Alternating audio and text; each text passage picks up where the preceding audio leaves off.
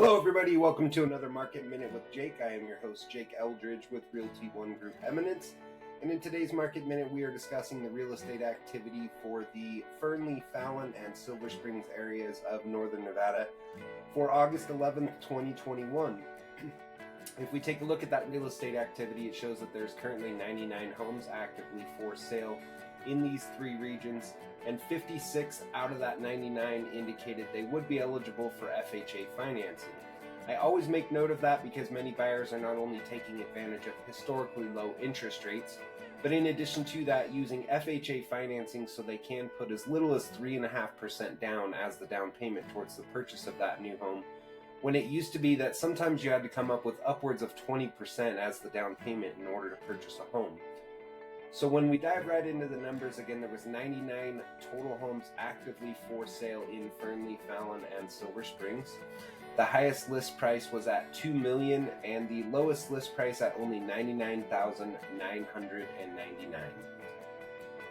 There was one home in that $0 to $100,000 price range, 14 homes in the $100,000 to $200,000 price range, 14 homes in the $200,000 to $300,000 price range, 23 homes in the $300,000 to $400,000 price range, 28 homes in the $400,000 to $500,000 price range, 9 homes in the $500,000 to $600,000 price range, 3 homes in the $600,000 to $700,000 price range, 1 home in the $700,000 to $800,000 price range, 3 homes in the $800,000 to $900,000 price range, 1 home in the $900,000 to $1 million price range, 1 home in the $1 million to $2 million price range, 1 home in the $2 million to $3 million price range.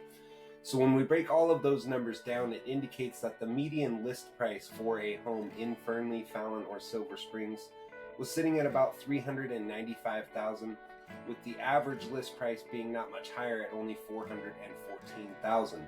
If we look at the days on market activity, it is showing that there's currently only a median days on market of 21 days and an average not much higher at only 53 days on market.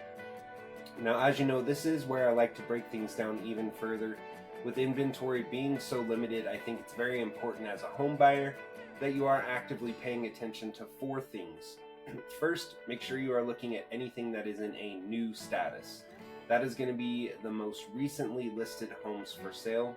Second, make sure you're also checking anything that is in a back on market status. What that status indicates is that it is a home in which the sellers had previously accepted an offer to purchase their property, but for whatever reason, the buyers backed out of that transaction. Now, that could be simply because they were unable to obtain financing, but it also might be due to home inspections or appraisals. Now, the advantage for a home buyer in this situation is that those home sellers are now very likely to want to accept an offer as quickly as possible so they can move forward and get back on track with closing escrow successfully and walking away with the proceeds from that sale. Next, make sure you are also looking at anything that is in a reduced status. This status indicates that the sellers had actually reduced the price on the property, likely because they were not getting activity. No offers were coming in, maybe they weren't getting showings, so they decided to reduce the price on the house. So make sure you're also looking at those. And then lastly, make sure you're looking at anything that might be in an extended status. That extended status indicates that the home was on the market long enough to where the contract between the listing agent and the home sellers actually expired, and they had to fill out a new one and extend that.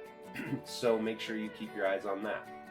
Now, if we break the numbers down solely based on those 4 statuses of new, back on market, price reduced, or extended, 25 out of the 99 homes that were actively for sale fit into those 4 categories, and 17 out of that 25 indicated they would be eligible for FHA financing. The highest list price was at $539,000 and the lowest at only $150,000. There was 1 home in that $100,000 to $200,000 price range, 5 homes in the $200,000 to $300,000 price range, 10 homes in the $300,000 to $400,000 price range, 8 homes in the $400,000 to $500,000 price range, and one home in the 500 to 600,000 price range. So when I break those numbers down, it indicates that the median list price for a home that is in that new, back on market, price reduced or extended status is sitting at only $365,000 for the median, and not much higher, or lower at $357,000 for the average price. So that is it for today's Market Minute with Jake. As always, if you enjoy this content, please don't forget to click that like button. If you have family or friends that might actively be searching for a home to purchase or who need help with the sale of their existing home, I would love the opportunity to talk to them, so please feel free to tag them in this video as well. You can reach me 7 days a week on my cell phone at 775-378-4976. You can also email me at jakeeldridge32@gmail.com, or if you are watching on Facebook, simply click that send message button, and you can use Facebook's Messenger service to send an instant message with questions, and I'm always happy to answer that way as well. Thank you again for watching, and have a great night.